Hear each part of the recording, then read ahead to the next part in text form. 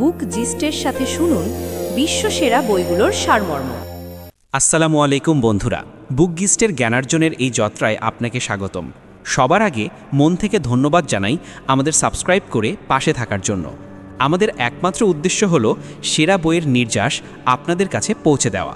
সেই যাত্রায় আজ আমাদের সঙ্গী লেখক জাস্টিস ও ম্যালকমের লেখা দ্য আর্ট অফ রেস্ট বইটি। আপনারা নিশ্চয়ই জানেন যে বিশ্রাম কেবল ঘুমানোর নাম নয়। আমাদের মধ্যে অনেকেই ক্লান্ত হয়ে পড়েন, কিন্তু তবু বিশ্রাম নিতে পারেন না। ভাবুন তো, যদি আপনি এমন একটি শিল্প আয়ত্ত করতে পারেন যা আপনাকে না ঘুমিয়েও আপনার মন ও শরীরকে সতেজ করে তোলে, তাহলে আপনার জীবন কতটা উন্নত হতে পারে। আজ আমরা এমনই একটি বই নিয়ে কথা বলতে যাচ্ছি যা আপনার জীবনে গভীর শান্তি এবং নতুন শক্তি আনতে পারে। এটি কোনো সাধারণ বই নয়, এটি এমন একটি নির্দেশিকা যা আমাদের বোঝায় আসল বিশ্রাম কী এবং কিভাবে তা অর্জন করা যায়। কারণ এই দ্রুত ধাবমান পৃথিবীতে আমরা যেন বিশ্রাম নিতেই ভুলে গেছি। ভাবুন তো, আমরা প্রতিদিন কত কিছুতে জড়িয়ে থাকি, সোশ্যাল মিডিয়া স্ক্রল করতে করতে, ক্রমাগত কাজের চিন্তা করতে করতে এবং পরিবার বা সম্পর্কের দায়িত্বে আটকে থেকে। কিন্তু তবুও রাতে যখন আমরা বিছানায় যাই তখন মনে হয় মস্তিষ্ক ক্লান্ত হয়েও থামেনি। কেন? কারণ আমাদের বিশ্রাম নিতে শেখানো হয়নি। আর এটাই এই বইয়ের সবচেয়ে বড় শক্তি। জাস্টিন ও ম্যালকম আমাদের বলেন যে রেস্ট অর্থাৎ বিশ্রাম কেবল শারীরিক আরাম নয়, এর বিভিন্ন প্রকার রয়েছে, যেমন মানসিক, সৃজনশীল, আবেগিক, সামাজিক, আধ্যাত্মিক, সংবেদনশীল এবং শারীরিক বিশ্রাম। আমাদের মধ্যে প্রতিটি মানুষ কোনো না কোনো রূপে ক্লান্ত এবং প্রত্যেকেরই বিভিন্ন প্রকারের বিশ্রামের প্রয়োজন হয়। এই বইয়ের প্রতিটি অধ্যায়ে ম্যালকম প্রতিটি প্রকারের বিশ্রামকে গভীরভাবে ব্যাখ্যা করেছেন, উদাহরণ, গবেষণা এবং সবচেয়ে গুরুত্বপূর্ণ ব্যবহারিক কৌশল সহ। আপনি শিখবেন কিভাবে আপনার দৈনন্দিন রুটিনে ছোট ছোট পরিবর্তন এনে আপনার শরীর ও মনকে রিচার্জ করতে পারেন। এটি কেবল আত্মসহায়তা নয়, এটি এক আত্মাকে শান্তি দানকারী অভিজ্ঞতা। এবং সবচেয়ে আকর্ষণীয় বিষয় হলো, ম্যালকম কখনোই আপনাকে সব কিছু ছেড়ে পাহাড়ে চলে যেতে বাধ্য করেন না। তিনি আপনাকে আপনার বাস্তব জীবনের মাঝেই এমন একটি পথ দেখান যার মাধ্যমে আপনি আরও ভালোভাবে বিশ্রাম নিতে পারবেন, আরও ভালোভাবে চিন্তা করতে পারবেন এবং আরও ভালো জীবনযাপন করতে পারবেন। তো বন্ধুরা, যদি আপনারা সবসময় ক্লান্তি, অস্থিরতা বা মানসিক জটিলতায় ভোগেন, তাহলে এই বইটি আপনার জন্য এক গেম চেঞ্জার প্রমাণিত হতে পারে। পরবর্তী কয়েকটি ভিডিওতে আমরা এই বইয়ের সমস্ত 10টি অধ্যায় বিস্তারিতভাবে জানব। প্রতিটি অধ্যায়ে বিশ্রামের প্রতি একটি নতুন পদ্ধতি, একটি নতুন উপলব্ধি এবং একটি নতুন দৃষ্টিভঙ্গি পাওয়া যাবে। তাহলে শুরু করা যাক। প্রথম অধ্যায়, বিশ্রাম একটি শিল্প। আপনি কি কখনো ভেবে দেখেছেন যে আমরা সবাই এত দৌড়াদৌড়ি করছি কেন? মনে হয় যেন সবাই কোনো এক অদৃশ্য লক্ষ্যের দিকে ছুটছে, কিন্তু গন্তব্যের কোনো ঠিকানা নেই। আমরা দিনরাত পরিশ্রম করছি, নিজেদের ক্লান্ত করছি, এবং তবুও যখন একা থাকি তখন ভেতর থেকে খালি অনুভব করি। এটাই কি জীবন? না। এই প্রশ্ন দিয়েই জাস্টিন ও ম্যালকমের বই দ্য আর্ট অফ রেস্টে শুরু হয়। এই প্রথম অধ্যায়ে লেখক আমাদের জীবনের একটি গভীর দিক বিশ্রামের সাথে পরিচয় করিয়ে দেন। এই বিশ্রাম সেই অলসতার বিশ্রাম নয় যাকে সমাজ খারাপ বলে মনে করে। এইটি সচেতন বিশ্রাম, এমন এক অভিজ্ঞতা যা আত্মাকে সতেজ করে, মনকে স্পষ্ট করে এবং শরীরকে পুনর্জীবিত করে তোলে। এই অধ্যায়ে প্রশ্ন করে, আপনি কি কখনো নিজেকে বসে থেকে শুধু শ্বাস নিতে অনুভব করেছেন, কোনো মোবাইল, টিভি বা সোশ্যাল মিডিয়া ছাড়া? ম্যালকম লিখেন যে আজকের পৃথিবীতে বিশ্রামকে দুর্বলতা মনে করা হয়। যদি কেউ বলে যে সে দুপুরে ঘুমাতে যাচ্ছে বা সপ্তাহান্তে কিছু করবে না, তাহলে লোকে তাকে আলসে বলবে। কিন্তু সত্যিটা হলো, বিশ্রাম করা কোনো দুর্বলতা নয়, বরং এটি একটি শিল্প এবং প্রতিটি শিল্পের মতো এটি শেখার প্রয়োজন হয়। লেখক তার ব্যক্তিগত অভিজ্ঞতা ভাগ করে বলেন যে কিভাবে তার জীবন থেকে বিশ্রাম হারিয়ে গিয়েছিল। তিনি নিজেও একসময় এতটাই ব্যস্ত ছিলেন যে তার ঘুমও পুরো হতো না। প্রতিদিন সকালে ক্লান্ত নিয়ে উঠতেন এবং প্রতি রাতে চিন্তায় ঘুমাতেন। একদিন তিনি উপলব্ধি করলেন যে তার মন ক্রমাগত কাজ করলেও তার আত্মা ক্লান্ত হয়ে পড়েছে। এখান থেকেই তার বিশ্রামের অনুসন্ধান শুরু হয়েছিল। একটি অত্যন্ত গভীর কথা যা এই অধ্যায়ে ম্যালকম বলেন তা হলো, বিশ্রাম কেবল শারীরিক হয় না, এটি মানসিক, আবেগিক এবং আত্মিকও হয়। এই একটি বাক্যে পুরো বইয়ের সারমর্ম লুকিয়ে আছে। আমাদের মধ্যে অনেকেই শরীর নিয়ে বিছানায় থাকলেও মন হাজারো কাজে জড়িয়ে থাকে, আর এটাই আসল ক্লান্তি। এই অধ্যায়ে লেখক আমাদের এটাও শেখান যে বিশ্রামের কিছু স্তর থাকে। প্রথম স্তর হলো নীরবতা। আজকের পৃথিবীতে শান্তি পাওয়া হয়তো সবচেয়ে দুর্লভ জিনিস হয়ে দাঁড়িয়েছে।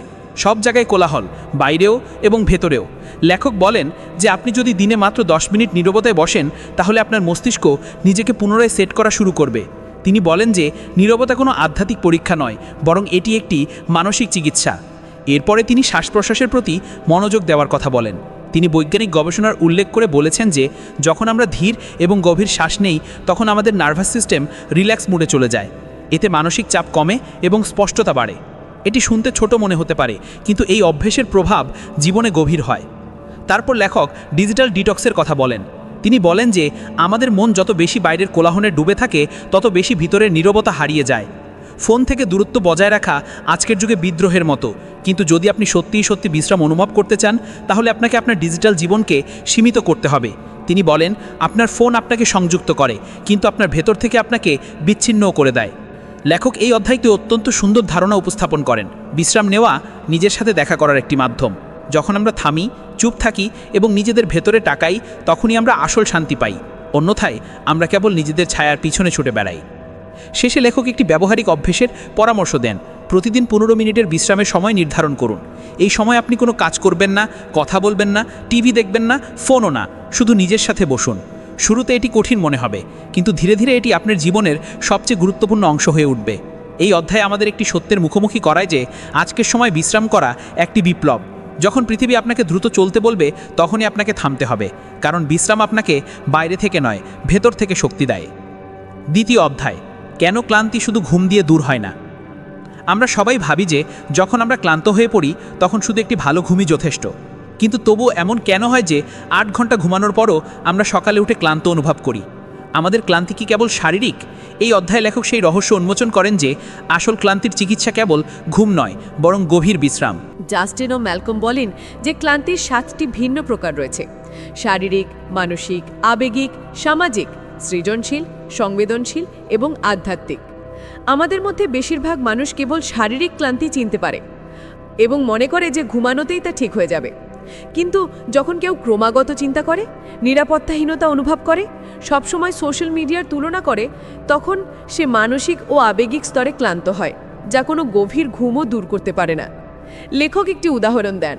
ধরুন আপনি সারাদিন পরিশ্রম করলেন, কিন্তু একই সাথে কোনো সম্পর্ক নিয়ে চিন্তাও করতে থাকলেন। অফিসের রাজনীতি আপনাকে মানসিকভাবে ক্লান্ত করে দিল এবং আপনি কোনো সৃজনশীল কাজও করলেন না যা আপনার আত্মাকে শান্তি দেয়। তাহলে ঘুম কেবল আপনার শরীরকে আরাম দেবে, মনকে নয়। এই অধ্যায়ে ম্যালকম বলেন যে ক্লান্তির সমাধান ক্লান্তির প্রকৃতি না বুঝে করা যায় না। এটি একটি গভীর বাক্য।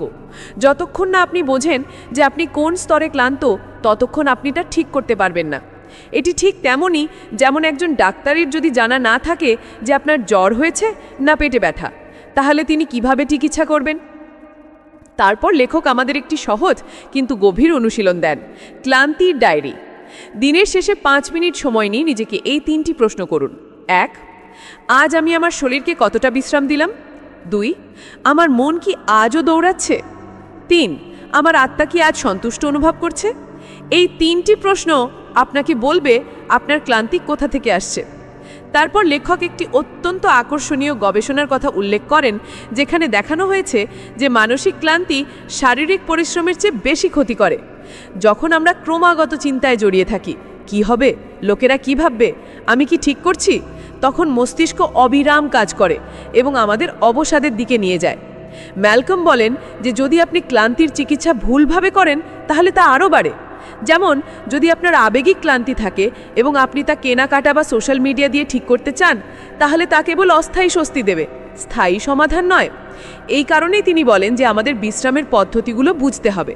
উদাহরণস্বরূপ সৃজনশীল বিশ্রাম, যেখানে আপনি এমন কিছু করেন যা আপনাকে ভেতর থেকে খুশি করে, যেমন ছবি আঁকা, লেখা, গান গাওয়া বা কোনো নতুন দক্ষতা শেখা।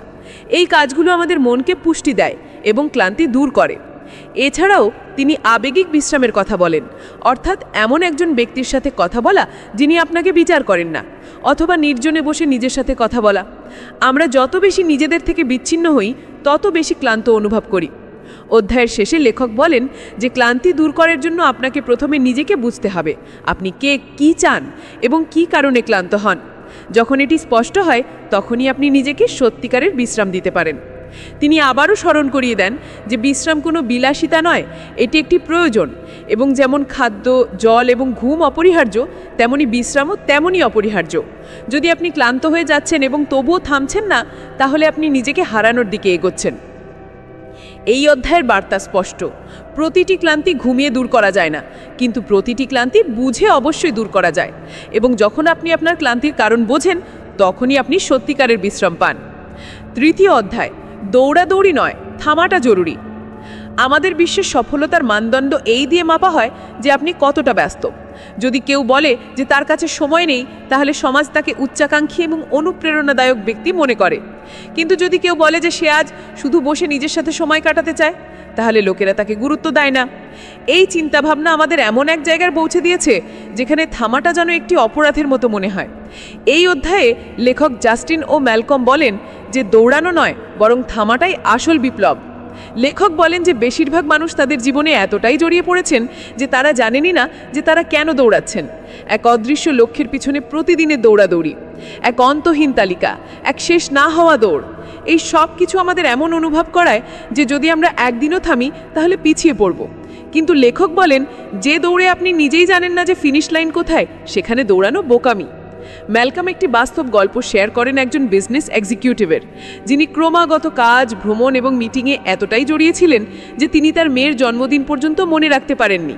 এবং যখন তার উপলব্ধি হলো, তখন সে প্রথমবারের মতো ভাবতে শুরু করলো যে সে কার জন্য এত দৌড়াচ্ছে।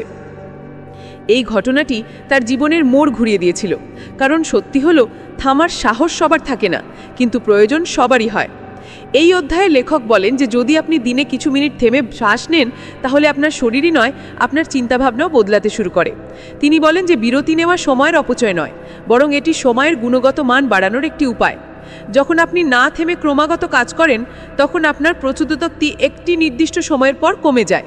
কিন্তু যখন আপনি থামেন, শ্বাস নেন, মনকে পরিষ্কার করেন, তখন আপনি আবার পূর্ণ শক্তি নিয়ে কাজ করতে পারেন। লেখক জাপানের একটি ঐতিহ্য ইউতরির উদাহরণ দেন। এর অর্থ হলো জিনিসপত্রের মধ্যে ফাঁকা স্থান রাখা। সেখানে স্কুলে শিশুদের পড়াশোনার মাঝে ছোট বিরতি দেওয়া হয়, যাতে তারা যা কিছু পড়ে তা আত্মস্থ করতে পারে। এই নীতি আমাদেরও গ্রহণ করা উচিত। কাজ এবং কাজের মাঝে ফাঁকা স্থান থাকা উচিত। এই স্থানে বিশ্রাম থাকবে, নীরবতা থাকবে, অথবা কেবল এক কাপ চায়ের সাথে নিজের সাথে দেখা করা হবে। ম্যালকম বলেন যে যখন আপনি থামেন, তখন আপনার মস্তিষ্ক কেবল শান্ত হয় না, বরং এটি গভীরভাবে চিন্তা করতে শুরু করে। আমাদের সেরা চিন্তাভাবনা প্রায়শই স্নান করার সময়, হাঁটতে হাঁটতে, অথবা চুপচাপ বসে থাকার সময় আসে, কারণ তখন আমাদের মন খোলে, দৌড়ায় না। এই অধ্যায়ে সবথেকে শক্তিশালী বাক্য প্রবাবলি এই যে আপনি যতক্ষণ দৌড়াতে থাকবেন, ততক্ষণ আপনার ভেতরের কণ্ঠস্বর শুনতে পাবেন না। তিনি বলেন যে থামাটা আত্মার প্রয়োজন। যখন আপনি স্থির হন, তখন আপনি নিজেকে শোনেন, আপনার চিন্তা ভাবনাগুলোকে চিনতে পারেন, আপনার ক্ষত সারার সুযোগ দেন, এবং এই থামা আপনাকে ভেতর থেকে শক্তিশালী করে তোলে। তারপর লেখক আমাদের একটা ছোট্ট অনুশীলন দেন, যাকে তিনি বলেন পজ রিচুয়াল। দিনে 3 বার শুধু 2 মিনিটের জন্য সব কিছু থামিয়ে দিন। মোবাইল, টিভি, কথা বলা, এমনকি চিন্তা করার চেষ্টা বন্ধ করুন। শুধু বসুন, শ্বাস নিন এবং নিজের ভেতরে প্রবেশ করুন। এমন করলে আপনি ক্লান্ত হবেন না, বরং সতেজ হবেন। অধ্যায়ের শেষে ম্যালকম বলেন যে জীবন একটি সঙ্গীতের মতো, এবং সঙ্গীতের সৌন্দর্য কেবল সুরেই নয়, সুরগুলোর মাঝের নীরবতাতেও থাকে। যদি প্রতিটি সুরের মাঝে কোনো বিরতি না থাকে, তাহলে তা কেবল কোলাহল হয়ে যাবে। আমাদের জীবনও তেমনই। যদি আমরা কখনো না থামি, তাহলে আমাদের জীবনও এক না থামতে পারা চিৎকার হয়ে যাবে। তাই এই অধ্যায় আমাদের শেখায় যে দৌড়ানোর অভ্যাস থেকে বেরিয়ে আসুন এবং থামার শিল্প শিখুন, কারণ যে থামে সেই নিজেকে আবার ফিরে পায়। চতুর্থ অধ্যায়, শরীরের নয়, আত্মার বিশ্রাম চাই। আমরা সবসময় বিশ্রামকে শরীরের সাথে যুক্ত করেছি। ক্লান্ত হয়ে গেলে ঘুমিয়ে পড়ো, ব্যথা হলে শুয়ে পড়ো। কিন্তু আপনি কি কখনো ভেবে দেখেছেন যে এমনও হয় যখন শরীরকে তো একেবারে সুস্থ মনে হয়, কিন্তু ভেতর থেকে কিছু ভাঙা ভাঙা মনে হয়, এক শূন্যতা যা না ঘুমোনো না খাওয়া দিয়ে ভরে? এই অধ্যায়ে লেখক জাস্টিন ও ম্যালকম আমাদের সেই গভীরতার সাথে পরিচয় করিয়ে দেন, যাকে তিনি বলেন আত্মিক ক্লান্তি। এবং এটি দূর করার জন্য যে বিশ্রামের প্রয়োজন, তা হলো আত্মার বিশ্রাম। লেখক বলেন যে আত্মিক ক্লান্তি অত্যন্ত নীরবে আসে। এটি কোনো শারীরিক লক্ষণ দেখায় না, কিন্তু ধীরে ধীরে ব্যক্তিকে ভেতর থেকে ফাঁপা করে তুলতে থাকে। আপনি ঠিক দেখাচ্ছেন, হাসছেন, কাজ করছেন, কিন্তু ভেতর থেকে যেন কোনো কণ্ঠস্বর ধীরে ধীরে শেষ হয়ে যাচ্ছে। এটাই সেই অবস্থা যেখানে মানুষ নিজেকে অচেনা অনুভব করে। ম্যালকম বলেন যে আত্মা ক্লান্ত হয় যখন আপনি এমন কাজগুলোতে লেগে থাকেন যা আপনার সত্যের বিরুদ্ধে, যখন আপনি আপনার মৌলিক স্বভাবকে দমন করে অন্যের প্রত্যাশার উপর বেঁচে থাকেন, তখন আপনার আত্মা প্রতিদিন একটু একটু করে ক্লান্ত হতে থাকে। আপনি সবাইকে খুশি করার চেষ্টা করেন, কিন্তু নিজেকে হারিয়ে ফেলেন। এটাই সেই জায়গা যেখানে বিশ্রাম সবচেয়ে বেশি জরুরি হয়, আত্মাকে শোনার জন্য, তাকে আবার প্রাণবন্ত করার জন্য। এই অধ্যায়ে লেখক একটি গভীর কথা বলেন যে শুধু শরীর নয়, আত্মাও চুপচাপ শ্বাস নিতে চায়। তিনি ব্যাখ্যা করেন যে আত্মিক বিশ্রাম কোনো বাড়াবাড়ি নয়, এর জন্য কোনো পাহাড় বা সমুদ্রের ধারে যাওয়া জরুরি নয়। এর জন্য প্রয়োজন সততা, নীরবতা এবং গ্রহণযোগ্যতা। যখন আপনি নিজেকে এটা স্বীকার করে নেন যে আপনি ক্লান্ত, তখনই আত্মার বিশ্রামের শুরু হয়। ম্যালকম একটি অভ্যাসের পরামর্শ দেন যাকে তিনি বলেন ইনার চেক ইন। প্রতিদিন রাতে ঘুমানোর আগে একটি প্রশ্ন করুন যে আমি কি আমার সত্যিকারের রূপে বেঁচে আছি? যদি উত্তর না হয়, তাহলে থামুন, ভাবুন এবং আপনার আত্মার সাথে যোগাযোগ করুন। এটি কোনো ধর্মীয় অনুশীলন নয়, বরং একটি গভীর আত্মসংলাপের প্রক্রিয়া। তিনি বলেন যে আত্মা তখনই বিশ্রাম পায় যখন আমরা নিজেদের ভেতরের কণ্ঠস্বরকে সম্মান করা শুরু করি, যখন আমরা না বলতে শিখি, যখন আমরা নিজেদেরকে সেই সম্পর্কগুলো থেকে আলাদা করি যা কেবল শক্তি শোষণ করে, এবং যখন আমরা এমন কিছু করি যা আমাদের ভেতর থেকে সন্তুষ্ট করে। এটি এমন বিশ্রাম যা একটি হাসির আড়ালে লুকিয়ে থাকা অশ্রুগুলোকেও চিনতে পারে।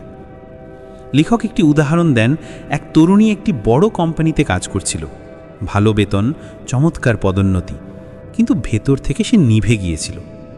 তার শব্দ ছিল, প্রতিদিন আমি অন্য কারোর জীবন যাপন করি। একদিন সে সব কিছু ছেড়ে দিল এবং ছবি আঁকা শুরু করল। সে বলল, প্রথমবারের মতো আমার মনে হলো আমি শ্বাস নিচ্ছি। এটাই আত্মার বিশ্রাম। ম্যালকম এও বলেন যে আত্মিক বিশ্রাম কোনো গন্তব্য নয়, বরং এটি একটি অবিরাম অনুশীলন। যেমন প্রতিদিন স্নান করতে হয়, তেমনি আত্মাকে প্রতিদিন সত্য, নীরবতা এবং প্রেমে ডুবিয়ে রাখতে হয়। এই অধ্যায়ের শেষে আরও একটি সুন্দর ধারণা দেওয়া হয়েছে যে আমরা ততক্ষণ অন্যদের জন্য আলো হতে পারি না যতক্ষণ আমরা নিজেরাই ভেতর থেকে নিভে থাকি।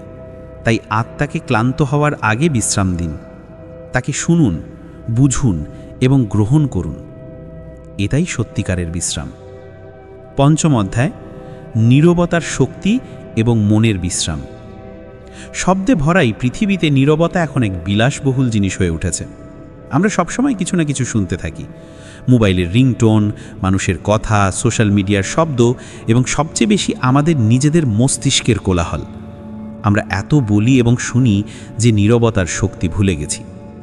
এই অধ্যায়ে লেখক জাস্টিন ও ম্যালকম বলেন যে মনকে সত্যি সত্যি আরাম দিতে হলে নীরবতাকে গ্রহণ করা জরুরি। ম্যালকম বলেন যে মনকে ক্লান্ত করার সবচেয়ে বড় কারণ হলো ক্রমাগত ভাবতে থাকা। আমরা একটি কথা শেষ করি না যে আরেকটি চিন্তা শুরু হয়ে যায়, এবং এই ভাবতে ভাবতে ক্লান্ত হয়ে যাওয়া এক এমন ক্লান্তি যা কোনো ঘুমও দূর করতে পারে না। এমন পরিস্থিতিতে সবচেয়ে শক্তিশালী চিকিৎসা হলো নীরবতা। লেখক বলেন যে নীরবতা কেবল কথা বলা বন্ধ করা নয়, এটি সেই অভ্যন্তরীণ কোলাহলকে বন্ধ করা যা অবিরাম চলতে থাকে। এটি মনকে এই অধিকার দেওয়া যে সে কোনো লক্ষ্য ছাড়াই জাস্ট থামতে পারে, এবং যখন মন থামে তখনই আসল বিশ্রাম শুরু হয়। ম্যালকম একটি পরীক্ষার কথা উল্লেখ করেছেন যেখানে অংশগ্রহণকারীদের কেবল 15 মিনিট নীরবতায় বসতে বলা হয়েছিল। শুরুতে বেশিরভাগ মানুষ অস্থির হয়ে পড়েছিল, তাদের নিজেদের সাথে থাকা কঠিন মনে হচ্ছিল, কিন্তু যারা এই অভ্যাস নিয়মিত করত তারা দেখতে পেল যে তাদের অস্থিরতা কমে আসছে, ঘুম ভালো হচ্ছে এবং মানসিক স্পষ্টতা বাড়ছে। লেখক বলেন নীরবতা একটি ওষুধ যা আমরা সবচেয়ে শেষে গ্রহণ করি, অথচ এর প্রয়োজন আমাদের প্রথমে হয়। তিনি নিজের জীবন থেকেও একটি অভিজ্ঞতা শেয়ার করেছেন। যখন তিনি ক্রমাগত কাজ এবং কোলাহলে জড়িয়েছিলেন, তখন তার মন একটি ভাঙা রেডিওর মতো হয়ে গিয়েছিল, যেখানে কেবল কোলাহলই কোলাহল ছিল।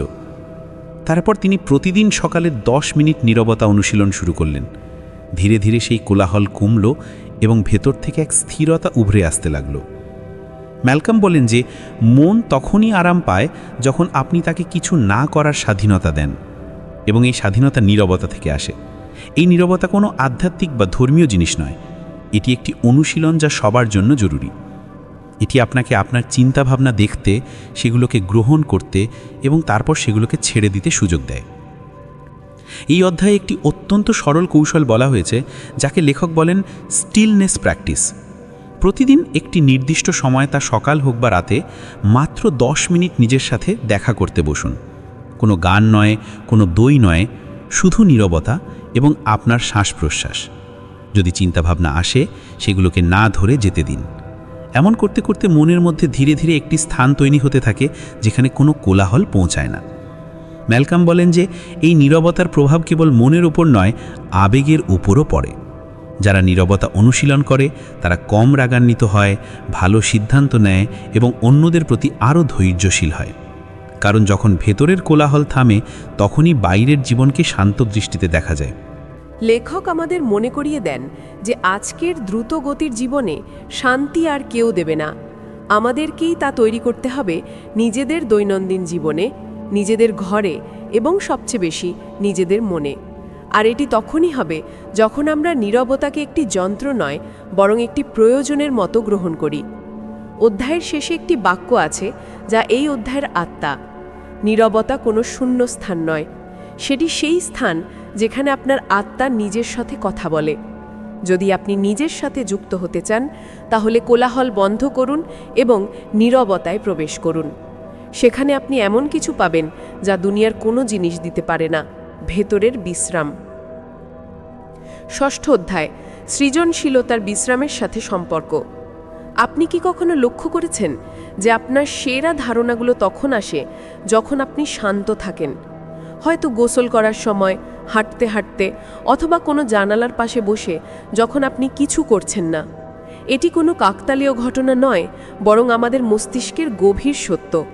এই অধ্যায়ে লেখক জাস্টিন ও ম্যালকম আমাদের বলেন যে সৃজনশীলতার জন্ম কাজ থেকে নয়, বরং বিশ্রাম থেকে হয়। ম্যালকম শুরুতে একটি চমকপ্রদ তথ্য শেয়ার করেন। আমাদের সৃজনশীল চিন্তা তখন সবচেয়ে তীব্র হয় যখন মস্তিষ্কের ওপর কোনো চাপ থাকে না। অর্থাৎ যখন আমরা বিশ্রামের অবস্থায় থাকি, তখন মস্তিষ্কের সেই অঞ্চলগুলো সক্রিয় হয় যা নতুন ধারণা এবং গভীরভাবে চিন্তা ভাবনার জন্য দায়ী।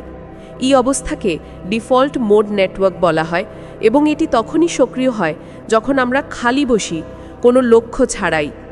লেখক একজন শিল্পীর উদাহরণ দেন, যিনি মাসখানিক ধরে নতুন কিছু তৈরি করতে পারছিলেন না। তিনি দিনরাত তার স্টুডিওতে পরিশ্রম করতেন, কিন্তু ভেতর থেকে শুষ্ক অনুভব করতেন। যখন তিনি সিদ্ধান্ত নিলেন যে কিছুদিন কোনো চিন্তা ছাড়া, কাজ ছাড়া শুধু বিশ্রাম নেবেন, তখন তার সৃজনশীলতা প্রবাহিত হতে লাগল। মাত্র কয়েক সপ্তাহের মধ্যে তিনি তার সবচেয়ে সুন্দর পেন্টিংগুলো তৈরি করলেন। ম্যালকম বলেন যে এটাই বিশ্রামের শক্তি। এটি আমাদের আত্মাকে চিন্তা করার, অনুভব করার এবং সৃষ্টি করার জন্য জায়গা দেয়। এই অধ্যায়ের সারমর্ম হল যে সৃজনশীলতাকে জোর করে আনা যায় না। আপনি নিজেকে সৃজনশীল বানাতে পারবেন না যতক্ষণ না আপনি ভেতর থেকে শান্ত আছেন। ম্যালকম বলেন, ভালো কাজ তখনই হয় যখন মন শান্ত থাকে, অস্থিরতায় নয়।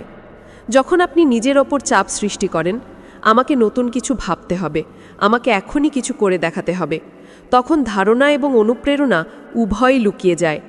কিন্তু যখন আপনি চাপ ছেড়ে দেন, তখন সেগুলো আপনা আপনি আসতে শুরু করে। লেখক কিছু ব্যবহারিক উপায় বলেন যার মাধ্যমে আপনি আপনার সৃজনশীল শক্তিকে আবার জাগিয়ে তুলতে পারেন। প্রথম উপায় হলো ক্রিয়েটিভ পজ। যদি আপনি কোনো সৃজনশীল কাজে আটকে থাকেন, তাহলে জোর করবেন না। উঠুন, বাইরে যান, কোনো গান শুনুন অথবা শুধু ঘুমিয়ে পড়ুন। এই বিরতি আপনার মস্তিষ্ককে সতেজ করবে। দ্বিতীয় উপায় হলো প্লে উইদাউট প্রেশার। লেখক বলেন যে প্রতিদিন কিছু সময় এমন হওয়া উচিত যেখানে আপনি এমন কিছু করেন যা আপনার জন্য কেবল আনন্দের উৎস, কোনো লক্ষ্যের নয়। যেমন ড্রয়িং করা, নাচ করা, কবিতা লেখা বা পুরনো গান শোনা। এই সময়ে কোনো পারফরমেন্স থাকা উচিত নয়, শুধু প্রবাহ থাকা উচিত। ম্যালকম বলেন যে আমরা ততক্ষণ ভালো সৃজনশীল হতে পারি না যতক্ষণ না আমরা নিজেদেরকে বিকশিত হওয়ার সময় দিই।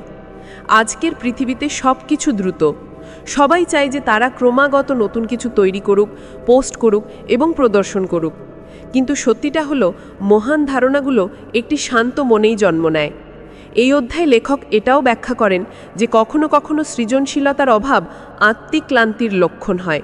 যখন আমরা নিজেদের থেকে দূরে থাকি, আমাদের মূল থেকে বিচ্ছিন্ন থাকি, তখন নতুন কিছু আসে না। তাই যদি আপনি বাধাগ্রস্ত অনুভব করেন, তাহলে নিজের সাথে বসার প্রয়োজন, আরও বেশি পরিশ্রম করার নয়। অধ্যায়ের শেষে ম্যালকম বলেন, সৃজনশীলতা কোনো লক্ষ্য নয়, এটি বিশ্রামের মাঝে ফোটা ফুল। যেমন একটি গাছকে বাড়ার জন্য রোদ, জল এবং মাটির সাথে সাথে স্থিরতাও প্রয়োজন, তেমনি সৃজনশীলতার জন্য প্রয়োজন আরাম, নীরবতা এবং আত্মার উপস্থিতি। তো পরের বার যখন আপনি নতুন কিছু ভাবতে পারছেন না, তখন নিজেকে দোষ দেবেন না। শুধু থেমে যান, শ্বাস নিন এবং বিশ্রাম করুন। হয়তো সেটাই সেই মুহূর্ত হবে যেখান থেকে অসাধারণ কিছু শুরু হবে। সপ্তম অধ্যায়, যখন না বলাও বিশ্রাম হয়ে ওঠে। আপনি কি কখনো লক্ষ্য করেছেন যে আমাদের অনেকেই অন্যদেরকে না বলতে পারে না? কেউ সাহায্য চাইলে, কোনো পরিকল্পনা করলে বা কোনো দায়িত্ব দিলে আমরা তৎক্ষণাৎ হ্যাঁ বলে দিই, যদিও ভেতর থেকে সম্পূর্ণ ভেঙে থাকি। মনে হয় যেন না বলা অপরাধ, আর হ্যাঁ বললেই আমরা ভালো মানুষ প্রমাণিত হব। কিন্তু এই অধ্যায় জাস্টিন ও ম্যালকম একটি শক্তিশালী সত্য প্রকাশ করেন। বিশ্রাম পাওয়ার জন্য না বলা জরুরি। ম্যালকম বলেন যে না বলা কেবল একটি শব্দ নয়, এটি আত্মিক প্রতিরক্ষা বর্ম।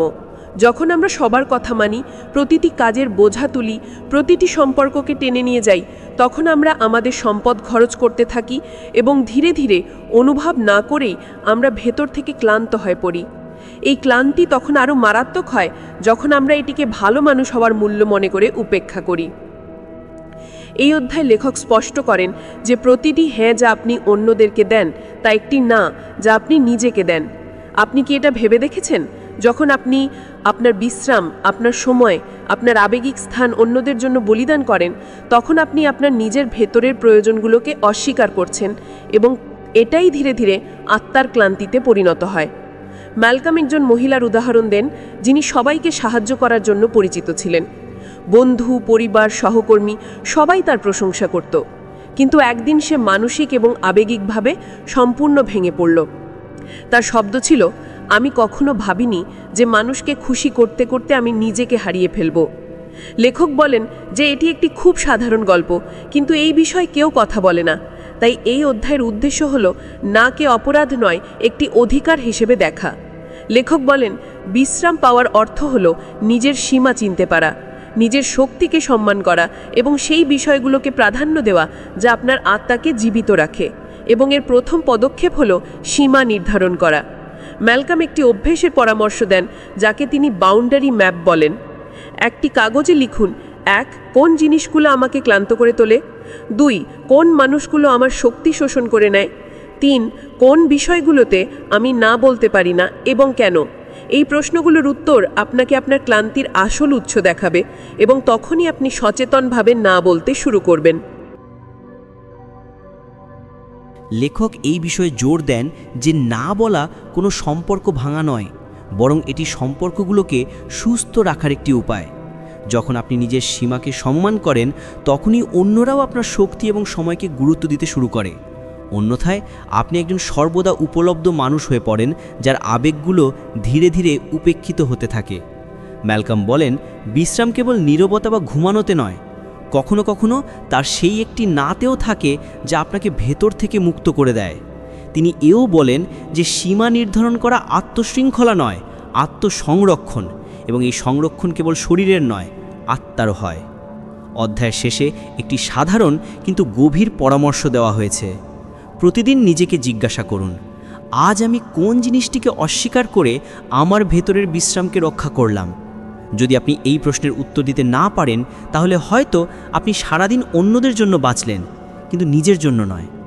তো পরের বার যখন কেউ আপনার কাছ থেকে এমন কিছু চায় যা আপনার শান্তি কেড়ে নিতে পারে, তখন ভয় পাবেন না। হাসুন এবং বলুন, আজ নয়। কারণ এই নাই আপনার প্রথম পদক্ষেপ হতে পারে একটি শান্ত, আরামদায়ক এবং শক্তিশালী জীবনের দিকে। অষ্টম অধ্যায়, আত্মার ক্লান্তি এবং তার প্রতিকার। যখন আমরা আমাদের জীবনে ক্লান্তি এবং ভারসাম্যের সবচেয়ে গভীর স্তরের মধ্য দিয়ে যাই, তখন আমরা প্রায়শই ভাবি যে বিশ্রাম বলে সত্যি কিছু সম্ভব কিনা।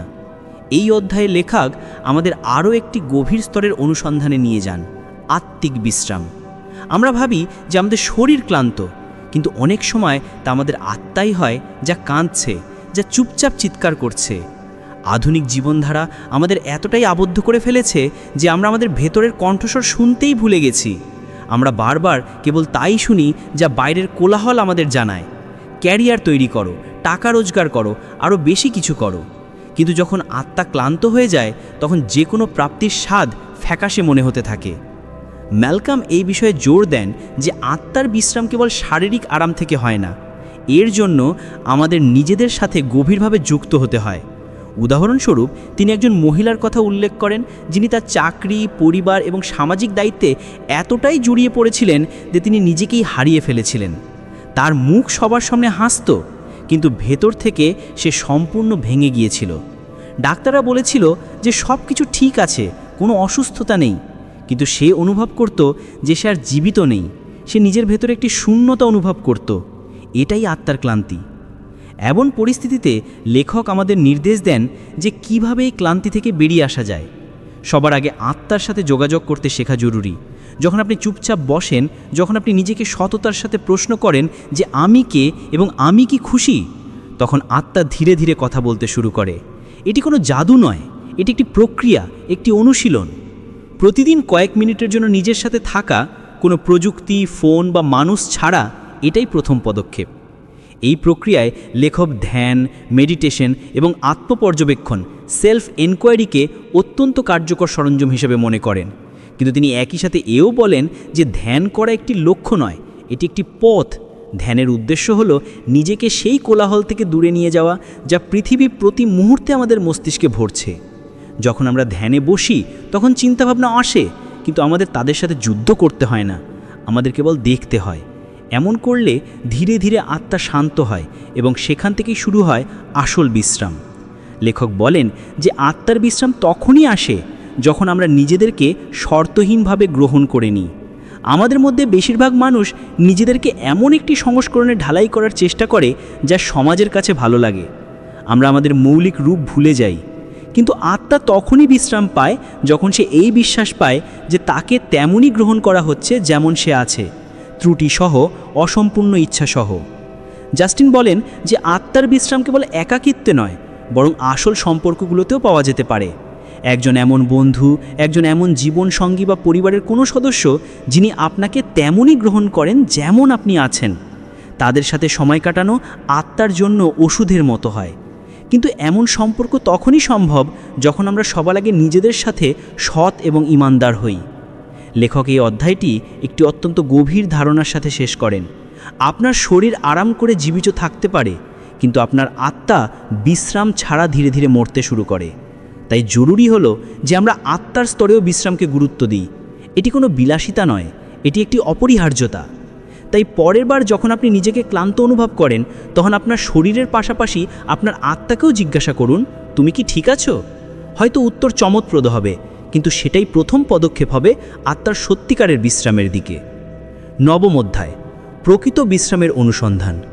প্রতিটি মানুষের জীবনে এমন সময় আসে যখন সে নিজেকে ক্লান্ত, ভেঙে পড়া বা হারিয়ে যাওয়া অনুভব করে, এবং সেই মুহূর্তে আমরা নিজেদের থেকে দূরে চলে যাই। নবম অধ্যায় আমাদের সেই দূরত্ব ঘুচিয়ে দেওয়ার পথে নিয়ে যায়। এই অধ্যায়ে লেখক বলেছেন যে প্রকৃত বিশ্রামের আরও একটি গভীর দিক আছে, নিজের সাথে সংযোগ। যতক্ষণ না আমরা নিজেদের সাথে সততার সাথে যুক্ত হই, ততক্ষণ কোনো বাইরের আরাম স্থায়ী হতে পারে না। লেখক জাস্টিন ও ম্যালকম বলেন যে আজকের দ্রুতগতির পৃথিবীতে আমরা আমাদের আসল সত্তাকে দমন করে ফেলেছি। সেই কণ্ঠস্বর যা আমাদের শৈশব থেকে ডাকছে, যা আমাদের ভেতরের ভয়, স্বপ্ন এবং সত্যগুলোকে জানে। আমরা সারাদিন মোবাইল স্ক্রিন, মিটিং, কোলাহল এবং কাজে এতটাই ডুবে থাকি যে নিজেদের শুনতেই ভুলে যাই।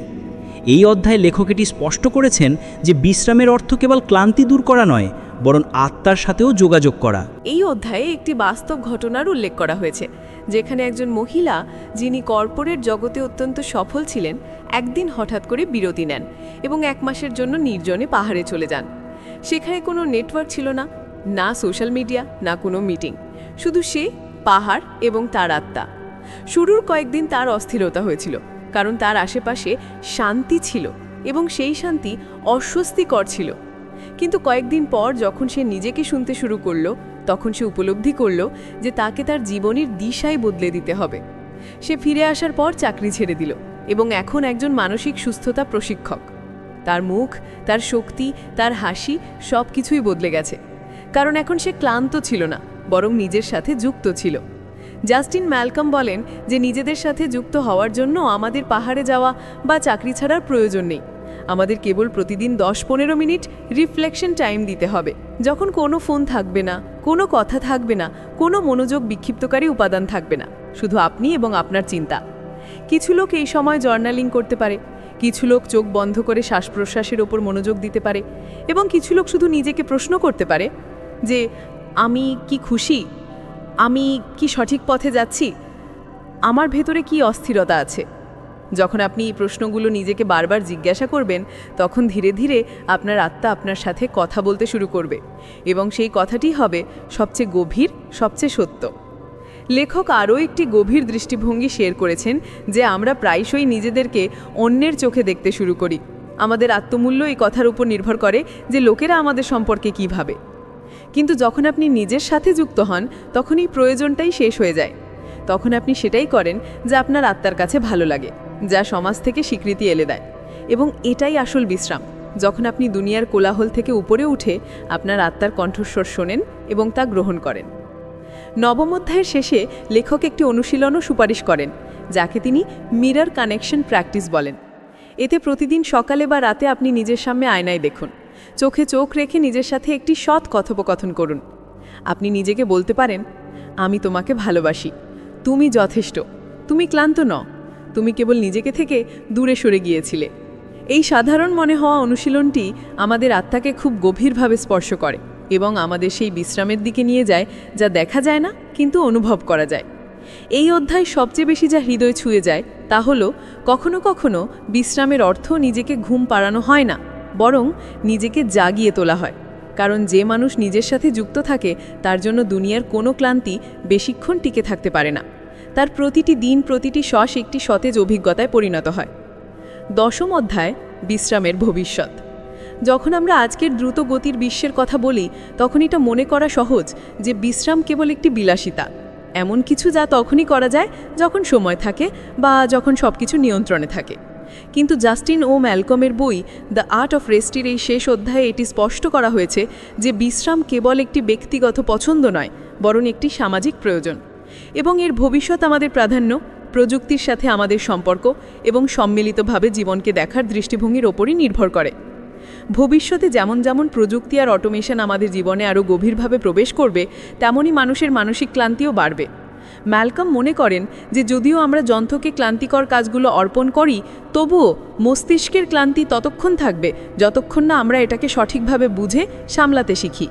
তিনি উদাহরণ দিয়েছেন যে কিভাবে সিলিকন ভ্যালিতে কাজ করা লোকেরা এখন ডিজিটাল ডিটক্স রিট্রিটগুলোর আশ্রয় নিচ্ছে, যেখানে তারা প্রযুক্তি থেকে সম্পূর্ণরূপে বিচ্ছিন্ন হয়ে জঙ্গল বা ধ্যান শিবিরে সময় কাটায়। এই প্রবণতাটি দেখায় যে ভবিষ্যতে বিশ্রাম একটি সক্রিয় পরিকল্পনা এবং বিনিয়োগের বিষয় হতে চলেছে। একটি আকর্ষণীয় বিষয় এটিও ছিল যে ম্যালকম শিক্ষা ব্যবস্থায় বিশ্রামের ভূমিকার পক্ষে সওয়াল করেছেন। তার মতে শিশুদেরকে শেখানো যে কিভাবে বিরতি নিতে হয় তা তাদের পড়ানোর মতোই জরুরি।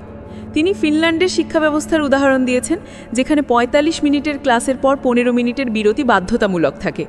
এর ফলস্বরূপ শিক্ষার্থীদের মানসিক স্পষ্টতা, মনোযোগ কেন্দ্রীভূত করার ক্ষমতা এবং সৃজনশীলতায় অস্বাভাবিক উন্নতি দেখা গেছে। ভবিষ্যতে কাজের কাঠামো বিশ্রাম দ্বারা প্রভাবিত হবে। ম্যালকম এই সম্ভাবনার কথা বলেন যে কোম্পানিগুলো উৎপাদনশীলতা বাড়ানোর জন্য রেস্ট ইন্ডেক্সের মতো নতুন মেট্রিক্স গ্রহণ করবে, যেখানে কর্মীদের দেওয়া বিশ্রাম এর মূল্যায়ন এবং মাপ করা হবে। আজ যেখানে ওয়ার্কাহলিজমকে সম্মানের মতো দেখা হয়, ভবিষ্যতে বিশ্রামকে স্মার্ট ওয়ার্কিংয়ের লক্ষণ হিসেবে ধরা হবে। ম্যালকম এই অধ্যায়ে দেখান যে কিভাবে আগামী সময় সমাজের প্রতিটি স্তরে স্লো লিভিং এবং মাইন্ডফুল পজেস গ্রহণ করার প্রয়োজন হবে। সরকার, সংস্থা, এমনকি টেকনোলজি ডেভেলপারদেরও এটা বুঝতে হবে যে মানব মস্তিষ্কের সীমাবদ্ধতা আছে। ভার্চুয়াল রিয়ালিটি হোক বা এআই, যদি বিশ্রামকে জায়গা না দেওয়া হয় তাহলে বার্নআউট একটি বৈশ্বিক মহামারীর রূপ নিতে পারে। জাস্টিন ও ম্যালকমের এই মেসেজটি একটি গভীর সতর্কতার সাথে শেষ হয়। যদি আমরা এখনও বিশ্রামকে এড়িয়ে যাই, তাকে দুর্বলের অভ্যেস মনে করি এবং কেবল তখনই থামি যখন আমরা সম্পূর্ণরূপে ভেঙে পড়েছি, তাহলে আগামী দিন কেবল প্রযুক্তিতে ভরা থাকবে না, বরং মানসিক চাপ, একাকিত্ব এবং মানসিক অসুস্থতাতেও ভরা থাকবে। তাই এখন সময় এসেছে যে আমরা আমাদের জীবনযাত্রার প্রাধান্যগুলোকে আবার সংজ্ঞায়িত করি। বিশ্রাম কেবল একটি বিকল্প নয়, বরং অস্তিত্বের জন্য জরুরি, এবং এটাই এই পুরো বইয়ের সবচেয়ে গভীর মেসেজ। তো এই ছিল আজকের বইয়ের সামারি। কেমন লাগলো তা কমেন্ট করে অবশ্যই জানাবেন। ভালো লাগলে লাইক ও বন্ধুদের সাথে শেয়ার করুন। দেখা হবে পরের ভিডিওতে। এরকম আরও ভিডিও পেতে আমাদের বুকজিস্ট চ্যানেলটিকে সাবস্ক্রাইব করে রাখুন। ভিডিওটি শেষ পর্যন্ত শোনার জন্য আপনাকে অসংখ্য ধন্যবাদ।